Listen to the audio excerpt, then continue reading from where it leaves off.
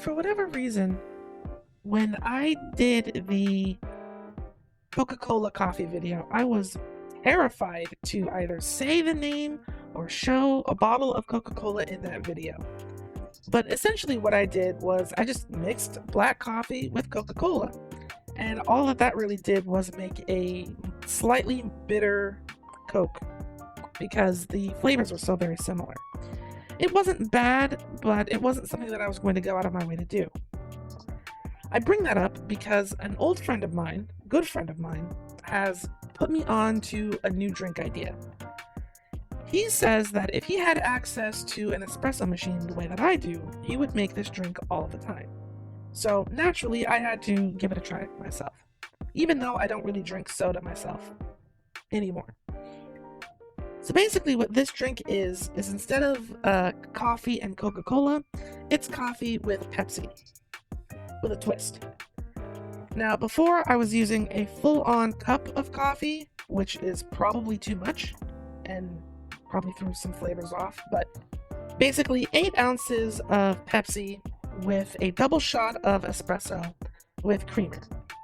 The soda itself is already sweet enough, so I don't need to add anything to sweeten it up. And yeah, I had to go out of my way to get Pepsi, which meant walking in this deathly desert heat. But once I had my Pepsi, I had that in the refrigerator. It's very important that you refrigerate all of the ingredients of this drink because I tried it with, fresh espresso, which was hot, and it was difficult to describe. Once I had the espresso, creamer, and Pepsi mixed together, the drink itself was for the most part cool, but there were sections of the drink that were warm, even though I had mixed it up really well.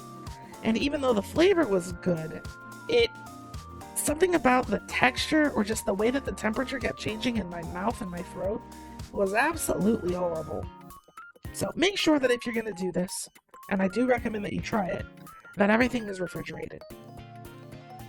But when I got back to my house, I put the Pepsi in the refrigerator, I brewed my espresso, and I refrigerated that as well. After that, I just took a shower. That was long enough for everything to get below room temperature and nice and cool.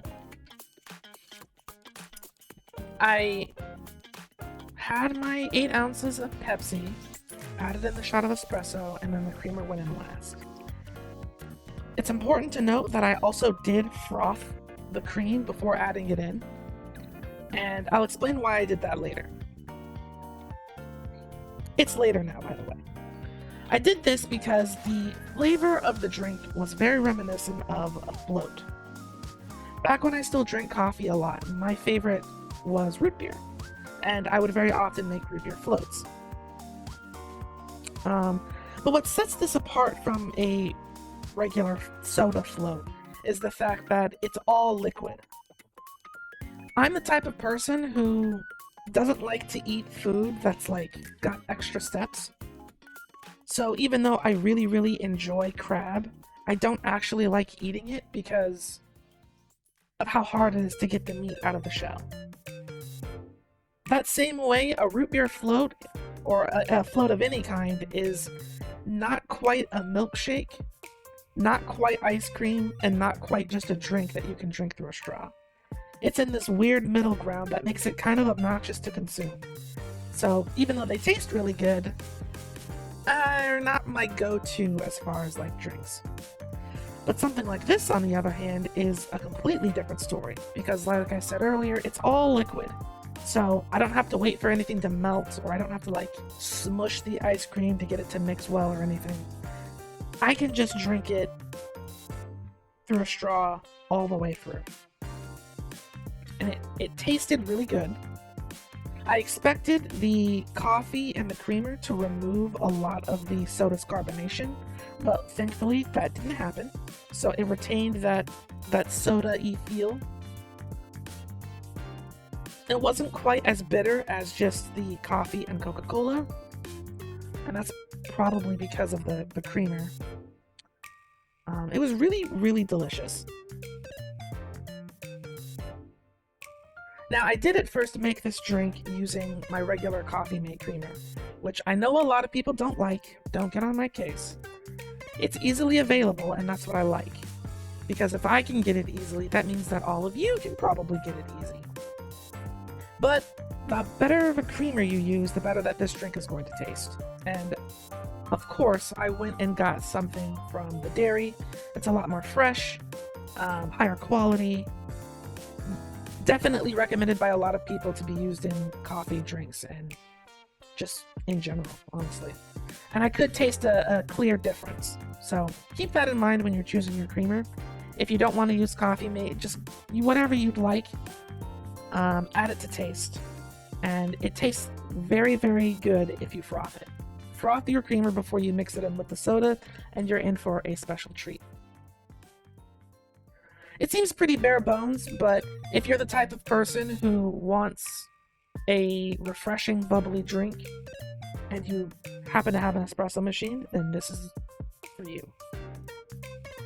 Now, it might just be because I haven't had dark soda in a really long time, but this drink did hit my system like a freight truck. Coffee doesn't really give me energy or anything like that, but after I drank this, I felt like I did when I was a kid, having like a bunch of sugar all at one time. Like, I won't say that I felt jittery, but I kind of couldn't keep still. I was like bouncing off the walls. It was a familiar feeling, but one that I haven't felt in a really long time, and I was like, oh my goodness. Is this what it's like to have soda on a regular basis? The drink was tasty enough for me to consider going back to soda full time, but I'm trying to look out for my health and my figure. So even though this was really good and I'll probably have it again, I don't intend to make this like a super regular thing. Maybe on special occasions or when I'm in a particularly bad mood or something.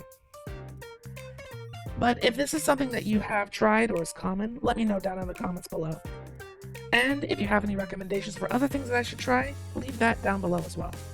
As always, thank you so much for watching, and I will see you all in another video.